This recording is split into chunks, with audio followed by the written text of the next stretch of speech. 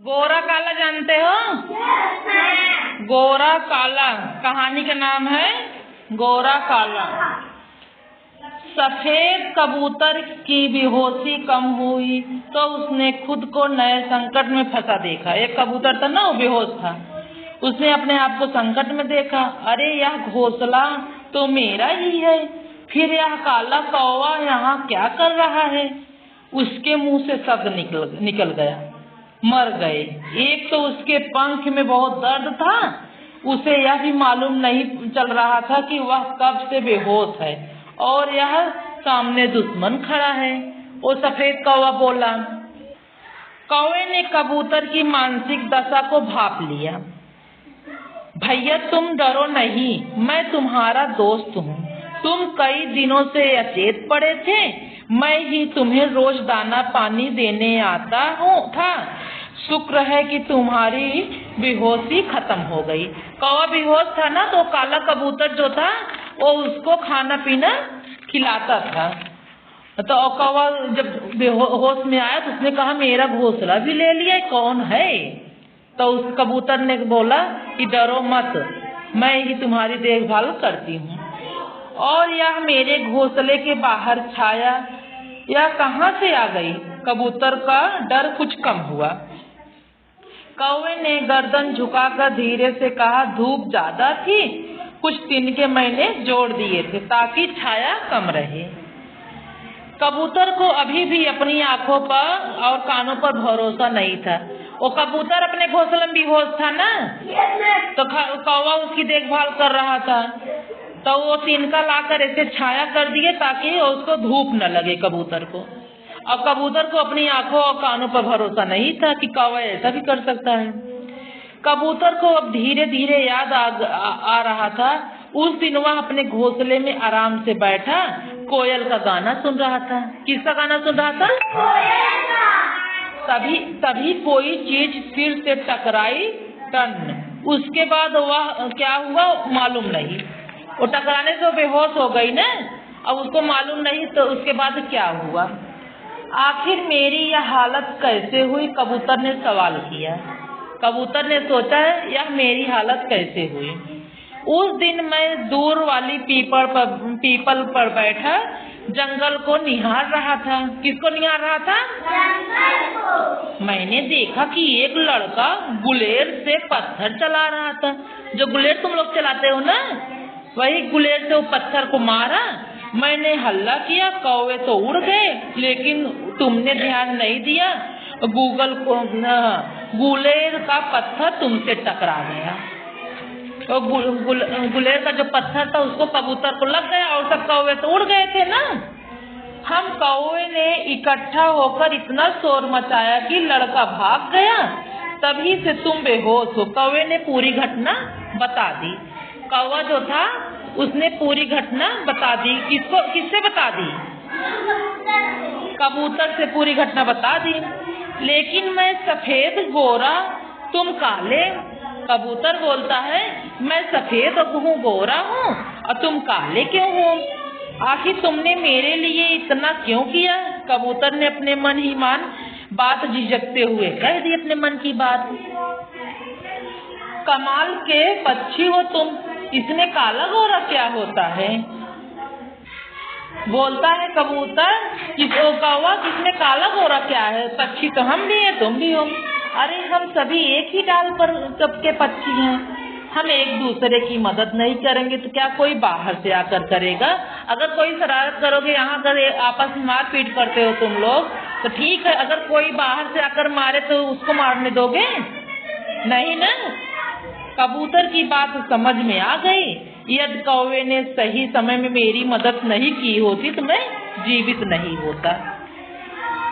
सफेद कबूतर के बहुत से दोस्त थे, रिश्तेदार दूर दूर पेड़ों की झुरमुटों से झांक रहे थे कि काले कौवे सफेद कबूतर के घोंसले में क्या कर रहा है। जो कबूतर के रिश्तेदार हैं, कबूतर वो अपने अपने घोंसले से झांक रहा है कि वो काला कौवा सफेद कबूतर के घर में घोंसले पे क्या कर रहा है। कबूतर ने अपने सभी साथियों को आवाज देकर बुलाया, डरते सहमते दूसरे कबूतर धीरे धीरे पास आ गए। घायल कबूतर ने आप बीती पूरी सुनाई। डरने की बात नहीं है, कौवे का रंग भले ही काला हो लेकिन इसका मन बहुत उजला है। कौन कहता है? कबूतर। कबूतर कहता है कौवा भले ही काला है लेकिन इसका मन उजला है। सभी कबूतर कौवे का आभार मानने लगे।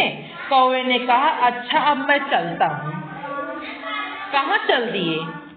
आपने हमारे साथी की इतनी अच्छी देखभाल की है, हम आपको ऐसा नहीं जाने देंगे।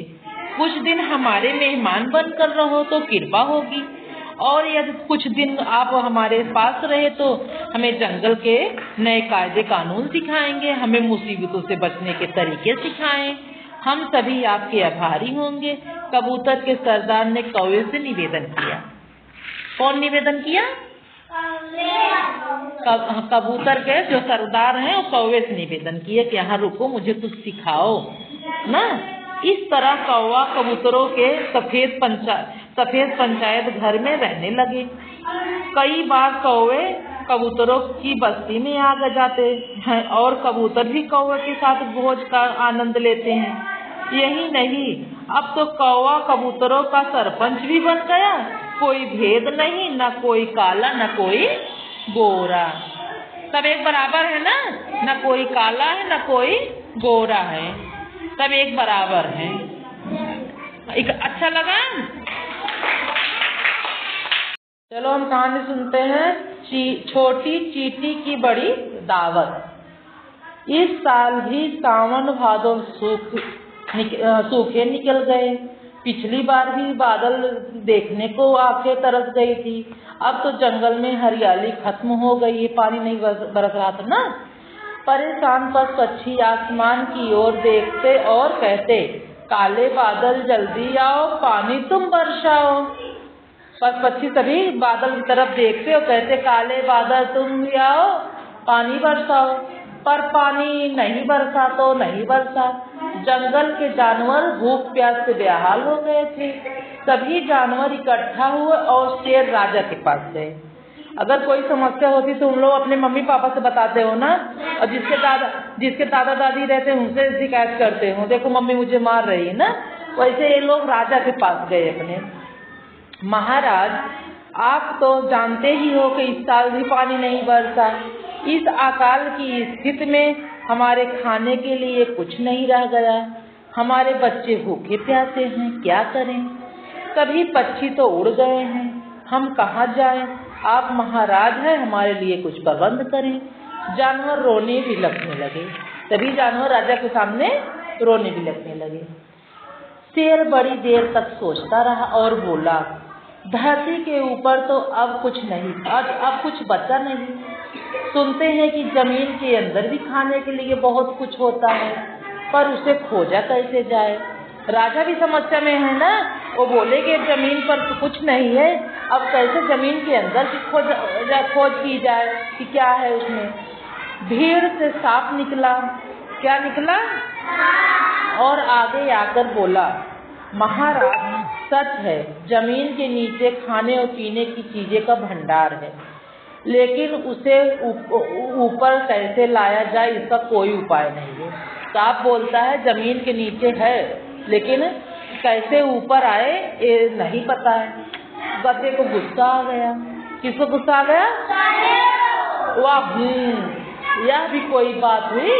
जमीन के नीचे खाने का भंडार है, होगा जब हमें भूखे ही मरना है तो भंडार रह कर किस काम, हमारे किस काम का है।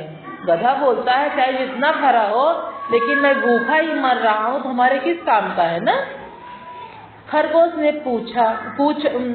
से पूछा गया, सुना है कि जमीन के नीचे भी खाने पीने की चीजें हैं, तुम तो सुरंग बना लेकर रखते हो, तुम तो अवश्य जानते हो, यह क्या सच है? खरगोश बोला, बात तो 16 आने सच है। जमीन के नीचे तो बहुत बड़ा भंडार है, पर वह हमारे किसी काम का नहीं, क्योंकि उसे बाहर निकालना हमारे बस की बात नहीं है। कौन बोला?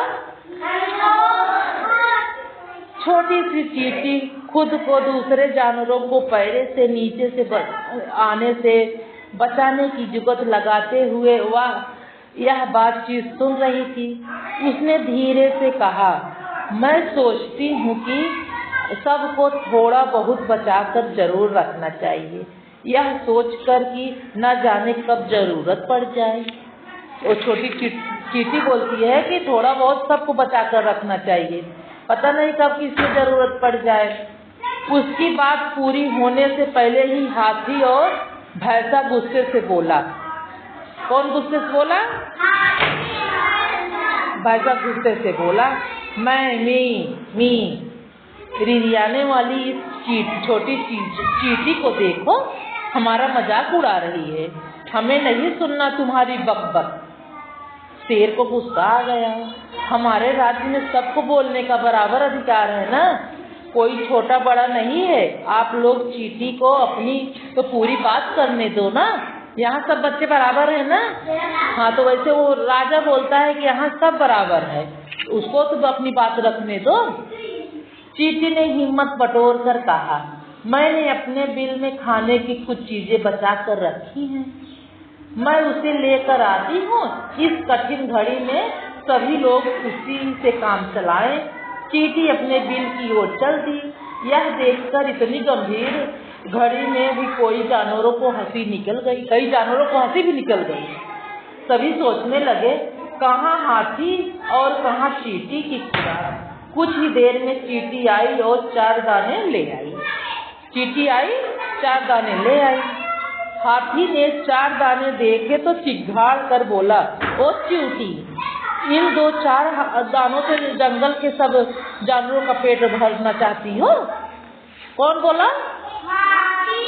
हाथी बोलता है कि ओ चींटी, इन 4 दानों से सबका पेट भरना चाहती हो? शेर बोला, हाथी जी, आप बेवजह गुस्सा कर रहे हैं।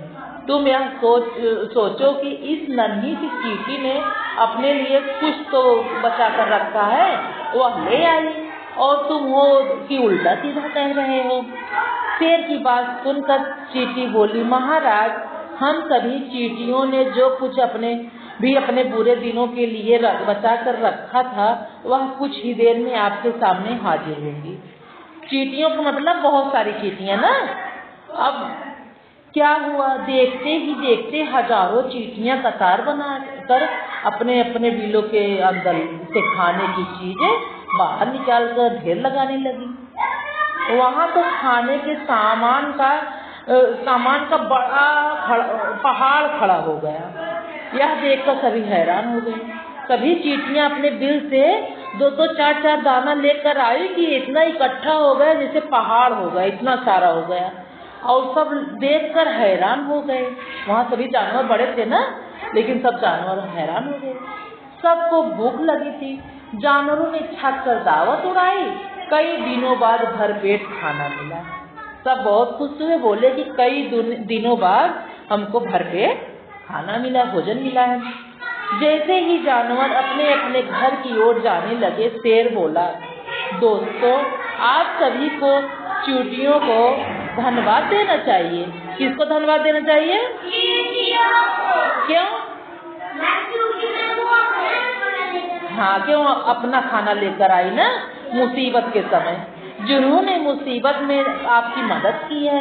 आप सब मुझसे वादा करो कि कभी भी किसी छोटी चींटी को जानबूझकर पैर से नहीं दबाओगे। सभी ने यह शपथ ली कि आवाज से किसी चींटी को हम जानबूझकर नहीं। आकाश के बादलों ने चींटियों का परिश्रम और दान देखा। देखते जानवरों की परेशानी देखी। देखते ही देखते काले बादल छा गए और खूब झमाझम बारिश होने लगा। तभी तो कहा जाता है कि जब झुंड चींटियां अपने बिलों से बाहर निकलने लगती है तो पानी बरसने वाला होता है ना। कहते हैं कि पानी बरसेगा, देखो सब चींटियां निकलकर बाहर जा रही हैं। जंगल में पानी की बरसात देखकर जानवर खुशी से नाचने लगे और गाने लगे। काले बादल आए, झमझम पानी लाए। काले बादल आए, झमझम पानी लाए। और तब से चींटियां जंगल में बेरोक टोक घूमने लगी। जब बारिश बंद होती है तो वह खाने पीने का सामान अपने बिल में इकट्ठा करती रहती है, क्योंकि न जाने कब किस जानवरों की दावत देनी पड़ जाए। वो दावत सब जानवरों को दी ना, इसलिए इसका नाम है छोटी चींटी की बड़ी दावत। क्या नाम है? अच्छा लगा?